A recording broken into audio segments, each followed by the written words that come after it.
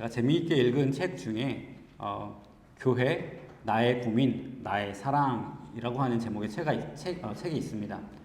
제목이 참 우리의 마음을 대변해 주는 것 같고 제 마음을 대변해 주는 것 같아서 제가 얼른 사서 읽었습니다. 교회가 우리가 교회를 사랑하는데 또 교회가 우리의 고민이더라라는 것이죠. 교회는 사랑하는 건 맞는데 왜 교회가 고민인가요? 여러분 교회에 대해 고민하실 때가 있으십니까? 저는 굉장히 오랫동안 교회에 대해 고민을 많이 했습니다. 교회는 사랑이 넘치는 곳이라고 알고 있는데 교회에 오면 아픈 사람들이 치유받는 곳이어야 할 거라고 생각을 하는데 세상에서 오히려 교회 안에서 교회 때문에 아픈 일이 생기는 것을 보게 되는 것이죠. 성도들은 다들 목사님 때문에 상처받았다고 이야기하고 또 목사님들 만나보면 또 그분들 나름대로 너무 안타까운 사연이 다들 있으십니다. 또 장로님들은 늘 한결같이 신실하고 조용히 섬기시는데 또 오해받으시고 공격받는 일들도 많이 생기더라는 것입니다. 저도 목사의 자녀로 태어나서 평생 교회를 다니며 이런 모습들을 반복적으로 본 것이죠. 교회 나의 고민, 나의 사랑인 것이죠. 네. 교회 가면 상처 주고 또 상처받고 실망하게 되고 그래서 교회 옮기는데 또 그 교회 가봤는데 또 몇 년 지나니까 똑같은 일 벌어지고 그러더라는 것이죠. 그래서 교회가 도대체 어떤 곳인지에 대한 질문이 생기는 것입니다. 제가 한동안 한국 전통교회를 오랫동안 피해 다닌 적이 있는데 그런 이유 때문이었습니다. 교회가 무엇일까? 그런 고민을 했던 것이죠. 요새 젊은 사람들 중에서도 예수님은 믿는데 하나님은 사랑하는데 교회는 다니지 않겠다는 사람들이 많이 있습니다. 다 그런 이유에서 그런 것이죠. 조용히 믿음 생활하고 싶은데 교회 가면 오히려 믿음 생활을 할 수 없게 되더라. 이런 이야기들을 많이 하더라는 것입니다. 교회가 우리의 고민이고 우리의 사랑인 것이죠. 제가 그렇게 교회에 대해서 고민을 할 때 하나님께서 주신 말씀이 이 사도행전 2장 말씀입니다. 사도행전 2장은 교회의 탄생을 보여주고 있는 성경입니다. 지난주에 저희가 나누었듯이 예수님께서 하늘로 승천하시면서 비전을 보여주셨습니다. 사도행전의 비전을 보여주셨습니다. 그 비전이 무엇입니까? 그 비전은 성령이 예수님의 제자들에게 임하면 그들이 권능을 받고 예루살렘뿐만 아니라 예루살렘의 경계를 넘어 온 유대와 사마리아와 그리고 그 지경을 넘어 땅 끝까지 이르러 예수님의 증인이 되리라 라는 것이 사도행전에 나온 예수님이 우리 믿는 자들에게 보여주신 비전이었습니다. 그것이 바로 사도행전의 비전이고 주님의 비전이고 교회는 그 사도행전의 비전 가운데 탄생합니다. 오늘 우리가 보고 있는 사도행전 2장 말씀은 바로 교회가 탄생하는 장면을 보여주고 있습니다.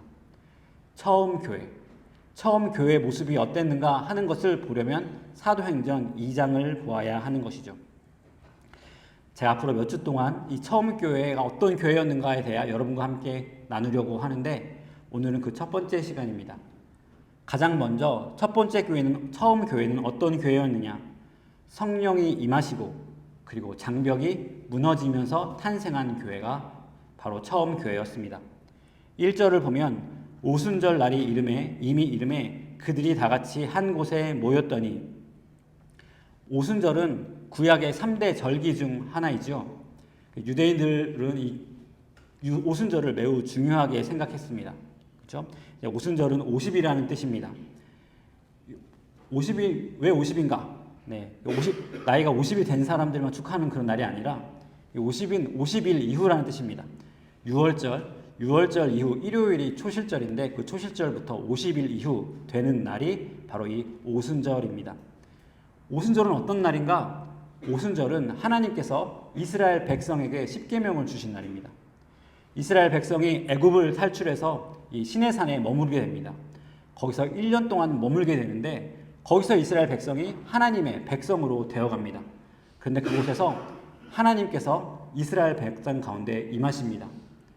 구름이 빽빽하게 쳐 있는 가운데 불로써 하나님께서 임하시는 장면이 사도행전 20장에 있습니다. 그 날이 바로 오순절입니다. 하나님의 백성 가운데 하나님께서 친히 임하셔서 그들과 언약을 맺으시는 날, 그 날이 바로 오순절입니다. 오순절 이후에 이스라엘이 하나님의 백성으로 태어나는 것이죠. 구약 성경에서 오순절에 이스라엘이 태어난 것처럼 신약 성경에서 또 마찬가지로 이 오순절 날 성령이 임하고 그리고 하나님의 백성, 하나님의 새로운 백성이 태어납니다. 교회가 탄생하는 것이죠. 그것이 바로 우리가 오늘 보고 있는 사도행전 2장 말씀입니다. 구약 성경에서 시내산에서 하나님께서 임하신 것처럼 오늘 보고 있는 것처럼 오순절날 성령이 하나님의 백성 가운데 임하십니다. 성령이 임하는 그 자리에 세 가지 특별한 현상이 일어나는 것을 보게 됩니다. 쉽게 말하면 들리는 현상, 귀로 들려지는 현상이 일어나고, 두 번째 보여지는 것, 신기한 것이 보여지는 현상이 일어나고, 세 번째 말하는 것이 바뀌는 현상이 일어나는 것을 보게 됩니다. 먼저 2절을 보면 호련히 하늘로부터 급하고 강한 바람 같은 소리가 있어 그들이 앉은 온 집에 가득하며, 급하고 강한 바람 소리가 들립니다. 히브리어로 바람은 루학인데 이 루학은 영, 스피릿이라는 뜻도 가지고 있습니다. 그래서 구약 성경에서 루아 엘로힘이라면 하나님의 영, 즉 성령이라는 뜻을 가지고 있죠. 이 바람 소리가 무엇을 뜻합니까? 이 성령의 임재, 하나님의 영을 상징하는 것입니다. 3절을 보면 마치 불의 혀처럼 갈라지는 것들이 그들에게 보여 각 사람 위에 하나씩 임하여 있더니, 불의 혀라고 하는 것은 불의 화염을 말합니다. 이 불의 혀처럼 갈라지는 것이 각 사람 위에 임하는 것이죠. 사람이 앉아 있는데 사람들 위에 불꽃이 하나씩 보이더라는 것입니다. 제가 지금 옛날 얘기를 하는 것이 아니라 실제로 오순절날 일어난 일들을 여러분에게 나누고 있습니다. 왜 불입니까? 불은 하나님의 임재를 상징합니다. 모세가 처음 하나님을 만났을 때 어떻게 만납니까? 떨기나무가 있었죠. 떨기나무가 불 속에 있었습니다. 그런데 그 떨기나무가 타지 않았습니다. 하나님을 처음 만났을 때 하나님은 불로 만나 주십니다. 하나님께서 시내산에 임하실 때, 이스라엘 백성에게 임하실 때도 성경은 하나님께서 불 가운데 임하셨다라고 기록하고 있습니다. 불 가운데 하나님께서 이스라엘 백성에게 말씀하셨습니다. 시내산에서 당신의 백성을 찾아오신 하나님이 새로운 하나님의 백성에게 또 불로 찾아오고 계신 것입니다. 구약 성경에 하나님께서 불로 임하셨다는 것과 오늘 본문에서 또한 불로 각 사람에게 임한 것이 조금 다른 게 있죠. 구약 성경에서는 하나님께서 불로 많이 임하셨습니다. 여러 번 임하셨어요. 그런데 이렇게 불이 각 사람 머리 위에 임한 것은 한 번도 구약 성경에서 일어난 일이 아닙니다. 처음 있었던 일이죠. 무슨 일입니까? 구약 성경에서 하나님의 임재가 나타날 때는 개인적으로 오신 것이 아니라 공동체적으로 오셨습니다. 그런데 이제 교회 시대가 열리면서 하나님께서 개개인에게 찾아오신 것입니다. 그래서 어떻게 됩니까? 우리가 성전이 된 것이죠. 구약 성경에서는 하나님께서 성전에 계셨습니다. 그런데 이제 신약에는 우리가 성전이 되어 우리 각각의 성령께서 임하시게 되었다는 것입니다. 신약시대에 우리 개개인이 모두 하나님의 성전인 이유입니다. 우리가 종종 교회를 우리가 성전이라고 말할 때가 있습니다. 그러나 교회 건물은 성전이 아닙니다. 성경에서 말하는 성전은 우리 성도도 한 사람 한 사람이 성전이고, 그리고 성도들이 모여있는 그 공동체가 성전입니다. 그것이 바로 교회의 특성인 것입니다. 이제 또 다른 현상이 일어나죠. 4절을 보면 그들이 다 성령의 충만함을 받고 성령이 말하게 하심을 따라 다른 언어들로 말하기를 시작하니라. 성령의 충만함을 받은 사람들이 그곳에 있었습니다. 120명 되던 사람들이 예수님께서 승천하시면서 너희들 기다려라, 여기서 기도하고 있어라, 그러면 얼마 가지 않아 성령이 임하실 것이다 라고 말씀하셨는데, 그 말씀을 붙잡고 하나님의 사람들이, 신실한 사람들이 모여 기도하고 있었습니다. 그런데 그들에게 성령이 임하고 그리고 놀라운 일이 벌어집니다. 그들이 다른 언어로 말하기를 시작하는 것이죠. 다른 언어로 기도하고 다른 언어로 찬양을 합니다. 6절에서 8절을 보면 이 소리가 남에 큰 무리가 모여 각각 자기의 방언으로 제자들이 말하는 것을 듣고 소동하여 7절 다 놀라 신기하게 여겨 이르되 보라 이 말하는 사람들이 다 갈릴리 사람이 아니냐. 8절 우리 각 사람이 난 곳 방언으로 듣게 되는 것이 어찌 됨이냐. 여기에 120명 예수님의 제자들 120명 예수님에게 명령을 받고 예루살렘에서 열심히 기도하던 120명 이후에 다른 사람들이 있었습니다. 이 사람들이 바로 여기서 말하고 있는 이 우리들이죠. 이들은 누구냐? 이들은 오순절이라고 하는 유대인 절기를 맞아 예루살렘을 방문한 디아스포라 유대인들이었습니다. 디아스포라 유대인들이 누구입니까? 그들은 전 세계에 퍼져서 살고 있던 유대인들이었습니다. 바벨론의 침공을 받은 이후에 유대인들이 유럽에 중동에 퍼져서 살고 있었는데 그들이 바로 디아스포라 유대인들이었는데 이들이 이 오순절날을 맞이하여 왔다가 이 장면을 보게 된 것이죠. 이들은 오랜 세월 고향을 떠나 살면서 자기 고향의 문화, 언어도 잃어버렸습니다. 이 토착 유대인들과 또 이 디아스포라 유대인들 사이에는 큰 간격이 있었습니다. 원래는 같은 조상을 가지고 있지만 언어도 다르고 문화도 달랐던 것이죠. 우리도 그렇지 않습니까? 우리 1세대는 한국인으로 살지만 사실 2세대는 또 어떻게 될지 모르고 3세대, 4세대로 가며 이 호주 사회에 가게 될 것입니다. 그런데 이 한국에서 온 사람들 그리고 호주에서 자라서 10대까지 자란 그 사람들 사이에 벽이 있었던 것이죠. 그런데 오늘 어떤 일이 일어납니까? 오늘 토착 유대인들이 디아스포라 유대인들의 언어를 사용하여 하나님께 기도하고 하나님을 찬양하는 일이 벌어지는 것입니다. 이 말씀을 보고 우리가 굉장히 사모합니다. 나도 방언하고 싶다. 나도 외국어 하는 방언을 하고 싶다라고 하는 분들도 계시죠. 제가 젊었을 때는 그런 방언을 보았다고 하는 분들도 계셨던 거 제가 본 기억이 있습니다. 어쨌든 그러나 이것은 이적의 초점이 아닙니다.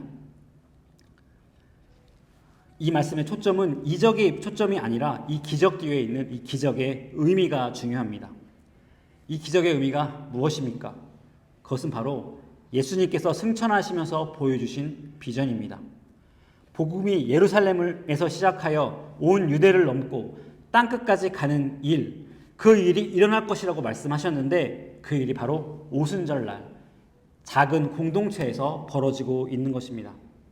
전 세계에 퍼져서 다른 문화 가운데 다른 말을 하며 서로 반목하던 서로 대면하던 그 사람들 디아스포라 유대인들과 히브리파 유대인들이 함께 모여 함께 하나님께 예배하는 일이 벌어진 겁니다.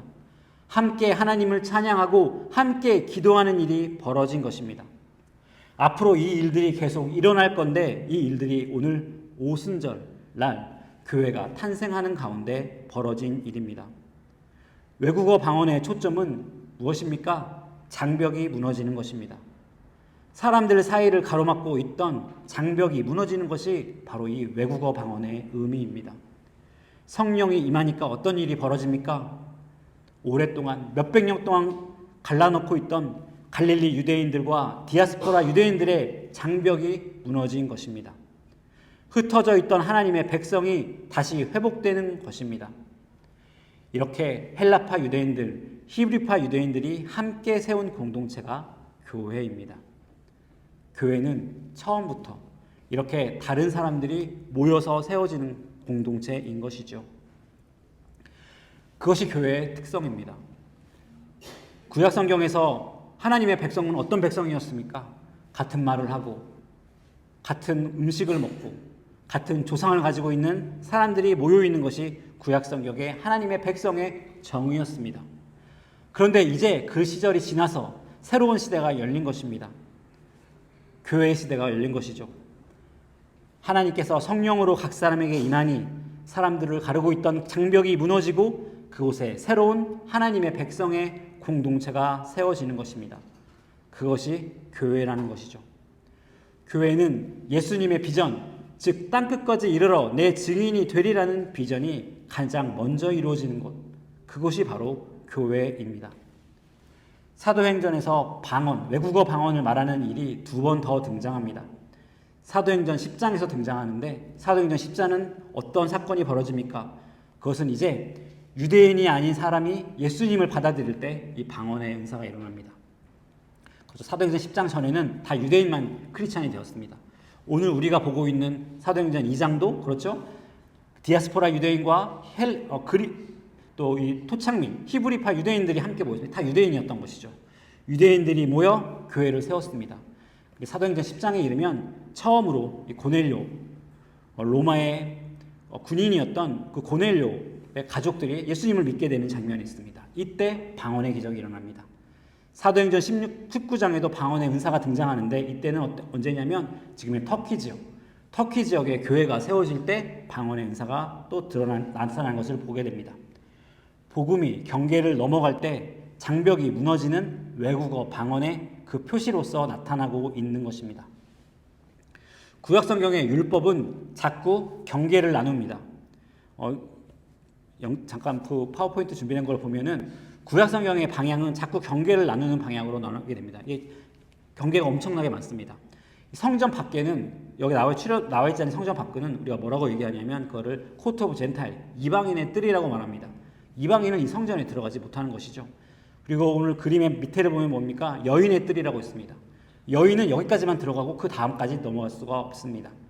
그리고 가다음 그다 보면 또 여기에 보면 또 남자들이 들어갈 수 있는데 성소로 들어갈 수 있는데 또 제사장만 들어갈 수 있는 곳이 있습니다. 그렇죠? 계속해서 나눠져 있는 것입니다. 네. 성전 구조가 무엇을 말합니까? 거룩하게 되기 위하여 자꾸 나누어졌던 그 방향이 있습니다. 그것이 바로 구약성경의 방향이었습니다. 그런데 신약성경에 되어 복음이 전혀 다른 방향으로 움직입니다. 복음은 이 장벽을 하나둘씩 무너뜨리는 것입니다. 우리는 비슷한 사람들끼리 모여있는 것을 좋아합니다. 여러분 교회를 또 옮기시고 그런 경험들이 다 있으실 것입니다. 교회를 옮기시고 다른 교회에서 오시고 하십니다. 어떤 기준으로 갑니까?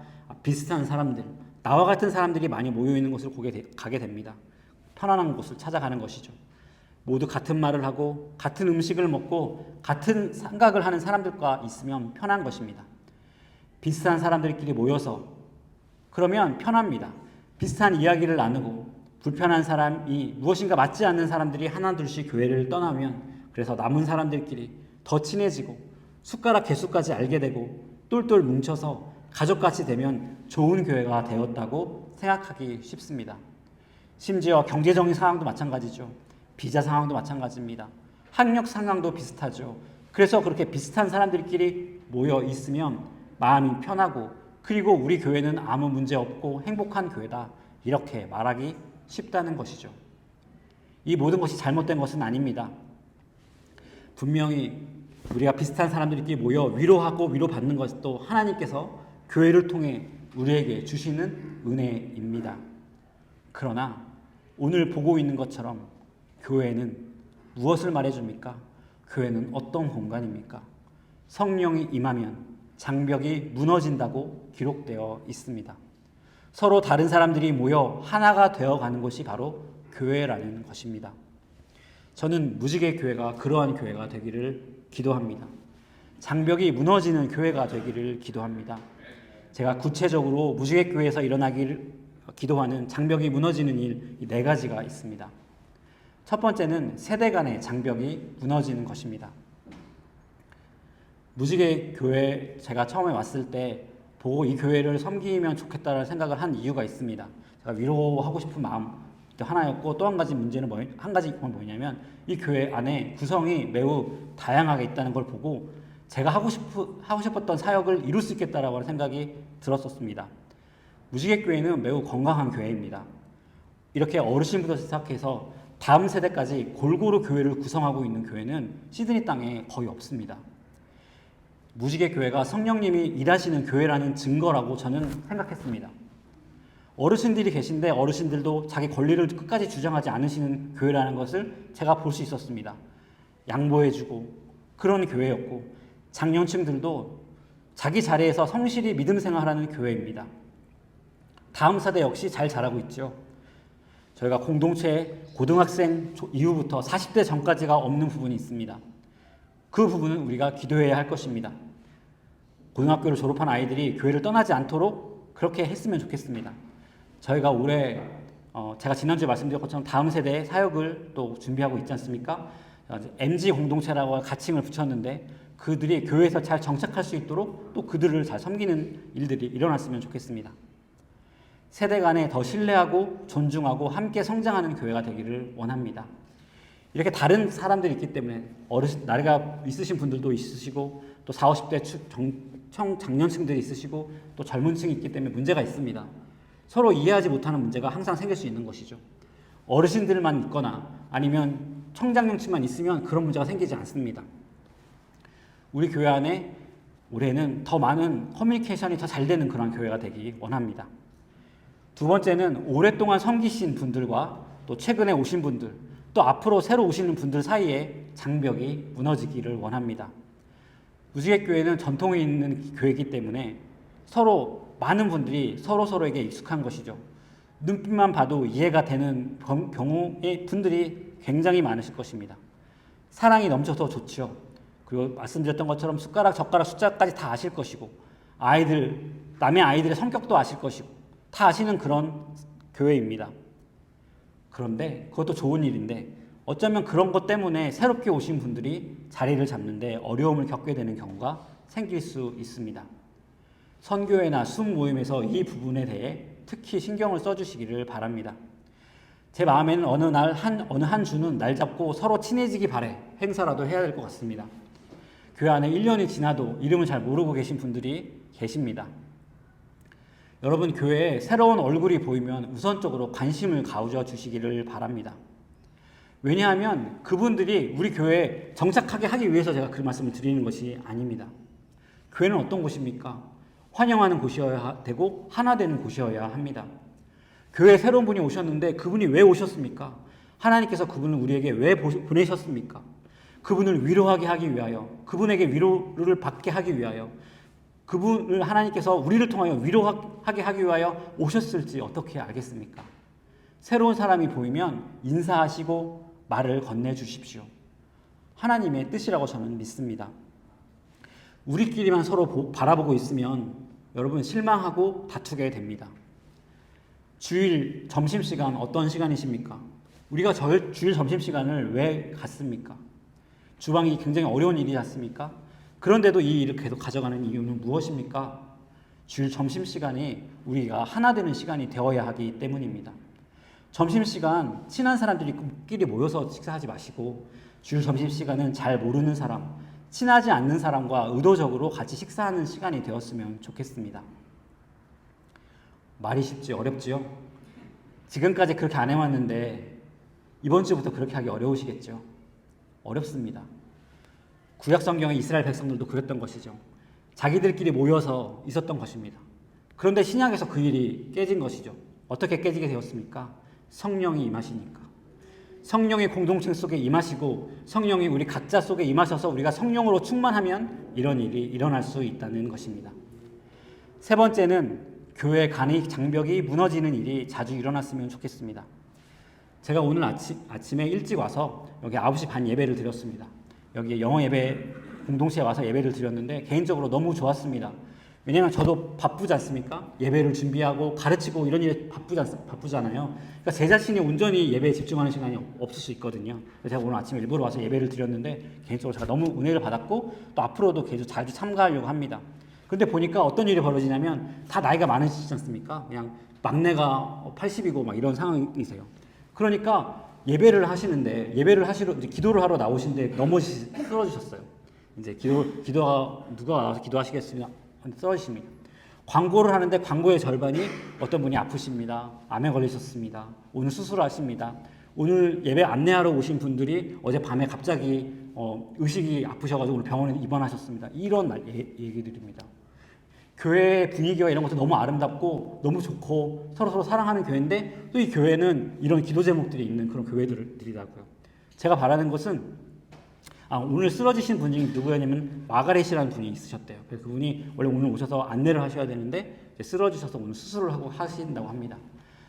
우리가 여러 가지 기도 제목을 나누는데 그 기도 제목 가운데 이분들을 위한 기도를 하면 또 얼마나 좋을까?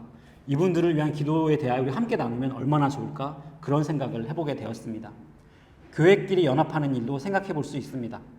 호주 장로교회 중에 몇 개 교회는 청년 사역으로 굉장히 유명한 그런 교회들이 있습니다. 그런 교회들과 함께 하는 것이죠. 우리가 부족한 부분이 있으면 그런 교회들과 함께 도움을 요청해서 함께 하는 것입니다. 한국 교회끼리 경쟁에 함몰되지 않았으면 좋겠습니다. 우리가 여기 왜 모여 있습니까? 하나님 나라를 위해 모인 사람들 아닙니까? 경계를 무너뜨리는 일이 벌어져야 할 것입니다. 우리 한국 교회들을 보면 교회들이 어떻게 부흥합니까? 대부분 교회에서 수평 이동을 통해서 부흥하는 것들을 보게 되지요. 그러다 보니까 어떤 일이 벌어집니까? 우리가 교회들이 정말 살아남기 위해서 노력을 하게 되고 그것들이 절체절명의 숙제인 경우가 많이 있습니다. 그래서 우리 교회에 있다가 다른 교회 간 사람들 보고는 다시는 얼굴도 안 보고 원수가 되는 경우도 있는 것이죠. 그런데 우리가 다 같이 하나님의 나라를 하고 있다면 교회를 옮기는 경우가 생긴다 할지라도 그분도 너무 미안하지 않고 보내는 우리들도 환영하며 기뻐하며 보낼 수 있는 그런 교회가 되어야 된다고 생각합니다. 다른 교회에서 우리 교회 오는 경우도 생길 것입니다. 그런 일이 생길 수 있습니다. 네. 그런데 그런 일이 생기면 환영합니다. 그런데 또한 그 교회, 떠나보낸 그 교회 입장에서 생각을 해볼 수도 있지 않겠습니까? 그 목사님은 또 얼마나 마음이 아프겠습니까? 작은 교회에서 또 우리 교회에 왔다면 또 마음이 얼마나 아프겠습니까? 우리 교회만 생각하는 것이 아니라 우리가 하나님 나라를 생각해야 합니다. 우리 교회만 사람이 는다고 해서 그래서 우리 교회가 재정이 튼튼해진다고 해서 그런데 전체적으로 이 시드니 땅의 교회와 하나님의 나라가 축소된다면 그것이 어떤 의미가 있겠습니까? 교회끼리 연합하는 일, 교회끼리 서로 사랑하는 일, 그 일들도 우리 교회 안에서 일어났으면 좋겠습니다. 우리가 할 수 없지만 우리 가운데 성령이 충만하면 그런 일이 일어날 줄로 믿습니다. 네 번째로 작년에 우리 교회 안에 청빙 과정에서 있었던 갈등이 치유되고 봉합되기 원합니다. 저희가 작년 1년 동안 너무 큰 일들을 겪고 통과해 왔습니다. 지금 우리 교회 안에 있는 여러분들 마음 가운데 앙금이 남아있을 수도 있고 마음이 어려운 분들도 있을 수 있습니다. 그때 되었던 우리 가운데 있었던 어떤 그런 일들 때문에 우리 가운데 계속 그런 관계가 여전히 어려운 부분들이 있을 것입니다. 이 일들도 한 해 동안 치유되어지기 원합니다. 우리가 이것들을 위해 기도하고 노력할 것입니다. 그러나 더 중요한 것은 무엇입니까? 오직 성령의 도움으로만 이것을 할 수 있다는 것입니다. 성령님께서 우리를 충만하게 하시고 우리 교회가 성령으로 충만해지면 이 장벽들이 무너질 것입니다. 교회는 그런 공간입니다. 비슷한 사람들만 모여 있는 교회는 평안한 것 같지만 그러나 생명력이 없는 교회가 될 위험이 있습니다. 교회 안에 소리가 나고 시끄러운 이유는 다른 사람들이 모여 있는 것이고 다른 사람들이 모여 있다는 증명이고 다른 사람들이 모여 있다는 뜻은 이 교회가 하나님께서 일하고 있는 교회이고 앞으로 또 일하실 교회라는 뜻입니다. 여러분 좌우를 한번 쳐다보십시오. 얼마나 다른 사람들입니까? 이렇게 다른 사람들이 모여 있는 것은 교회이니까 가능한 것이라는 것입니다. 절대 섞일 수 없는 사람들끼리 모여 있는 것이 바로 교회라는 것입니다. 교회에 어떻게 저런 사람이 있을 수 있을까? 교회니까 저런 사람이 있는 것입니다. 애당초 교회는 그런 것 때문에 세워진 곳입니다. 서로 다른 사람들이 예수의 이름 안에서 하나가 되는 공동체가 바로 교회입니다. 이것이 가능한 곳은 이 세상에 어디에도 없습니다. 오직 교회만이 그런 곳이죠. 세상의 눈으로 보면 같은 사람들끼리 모여있는 게 더 편합니다. 청년은 청년들끼리 있으면 편하고 어른들은 어른들끼리 있으면 편하고 교회가 그렇게 되면 더 편하고 더 효율적인 것처럼 보이는 것이죠. 낯선 사람 없이 10년 넘게 얼굴 아는 사람들끼리 모여있는 교회가 더 편한 것처럼 느껴지는 교회입니다. 그것은 우리가 편하게 느낄 수 있지만 그러나 사도행전 속 교회의 모습은 아닙니다. 교회는 다른 사람들끼리 모여서 서로 사랑하고 서로 실망하고 서로 아파하면서 서로 깎여가면서 성장하는 것이 교회인 것이죠. 물론 이것은 우리가 그렇게 하자라고 해서 쉽게 될 수 있는 것이 아니라는 것을 알고 있습니다. 우리의 힘으로 할 수 없지만 사도행전 2장에서 볼 수 있는 것처럼 성령의 충만함을 입은 공동체에서 일어날 수 있는 일입니다. 이렇게 물으실 수 있습니다. 아니, 교회 안에 서로 다른 사람들이 그렇게 모여 있으면 문제가 많이 터지는데 그거 네가 다 알아서 할 거냐? 어떻게 할 거냐라고 물을 수 있습니다. 여러분, 처음 교회는 우리가 이상적인 교회라고 하는 거예요. 처음 교회. 이거는 초대교회도 아니에요. 처음 교회. 처음에 생긴 교회. 예수님이 승천하신 후에 열흘 이후에 생긴 교회입니다. 이 교회는 아무런 문제가 없었느냐? 아무런 갈등도 없었느냐? 그렇지 않습니다. 이 이후로 사도행전에서 보면 교회는 문제의 연속이에요. 사도행전 5장에 첫 번째 문제가 기록되어 있습니다. 사도행전 5장에 기록되어 있는 일은 이거는 처음 교회가 세워지고 1년 안에 생긴 문제입니다.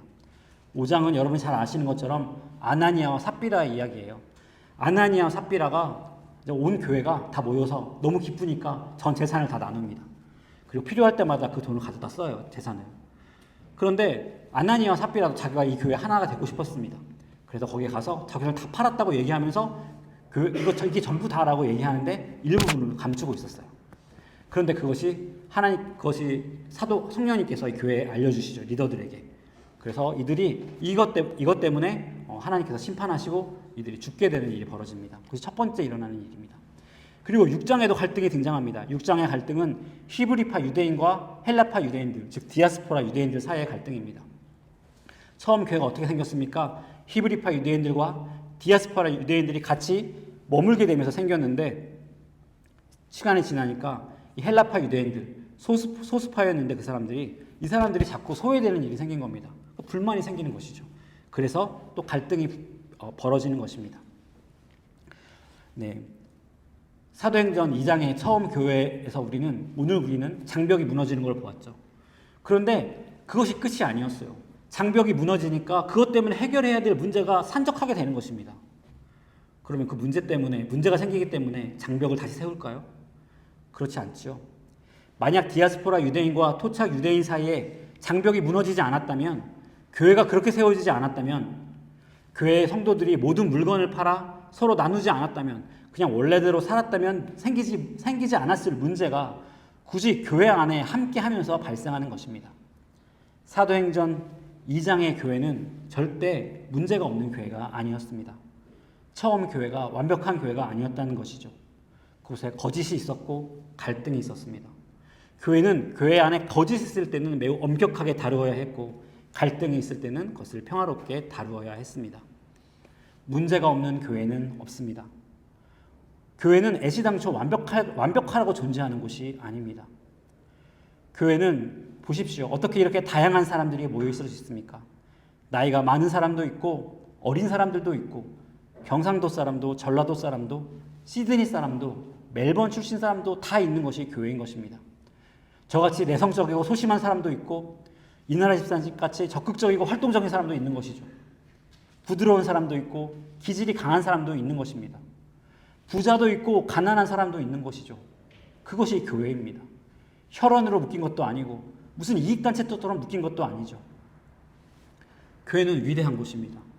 왜 교회가 위대합니까?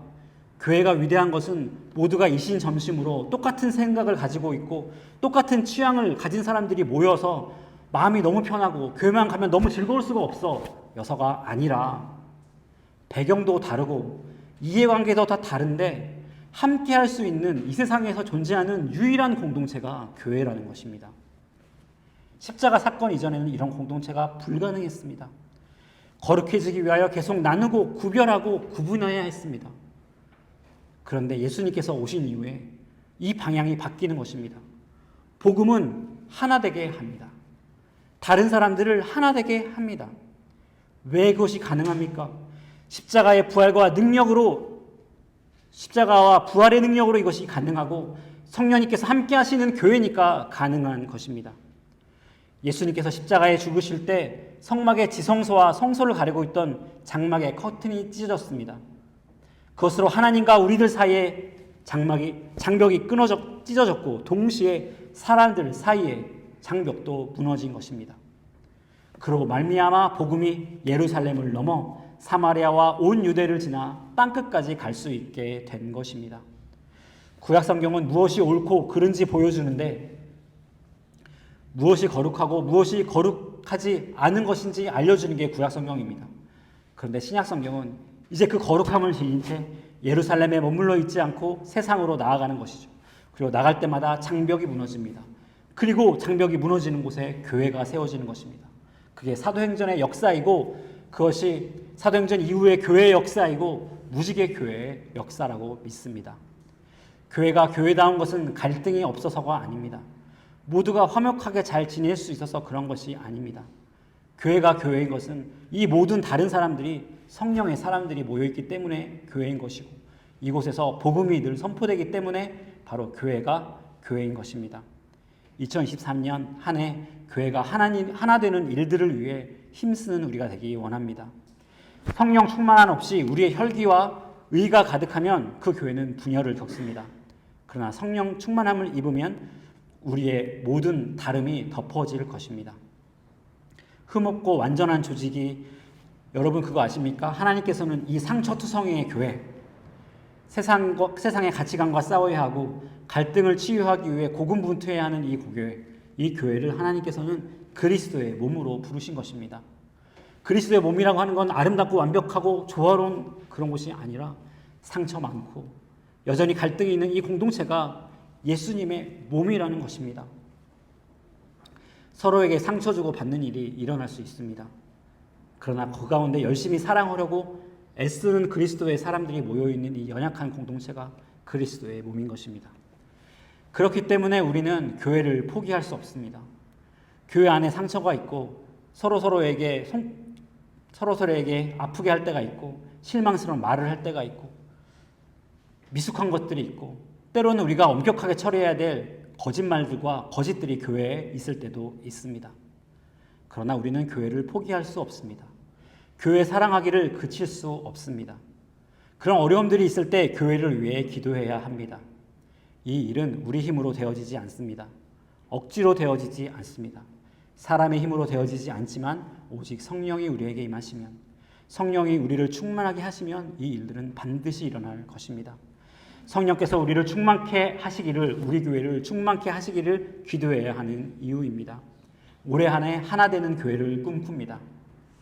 다 다르지만 성령으로 하나 되는 교회가 되기를 꿈꿉니다. 새신자와 오래된 분들이 함께 할 수 있는 교회가 되기를 원합니다. 세대 간에 좀 더 좋은 의사소통이 이루어지기를 원하고 상대편에 서서 이해하려고 노력하는 교회가 되기를 원합니다. 여기에는 영어 예배들과 더 친밀해지고 또 우리 교회뿐만 아니라 다른 교회들과 연합하여 사역하고 함께 기도하는 일들이 일어나기를 원합니다. 우리 힘으로 할 수 없고 제 힘으로 할 수 없지만 성령이 임하시면 이루어질 줄로 믿습니다. 다 같이 기도하시겠습니다.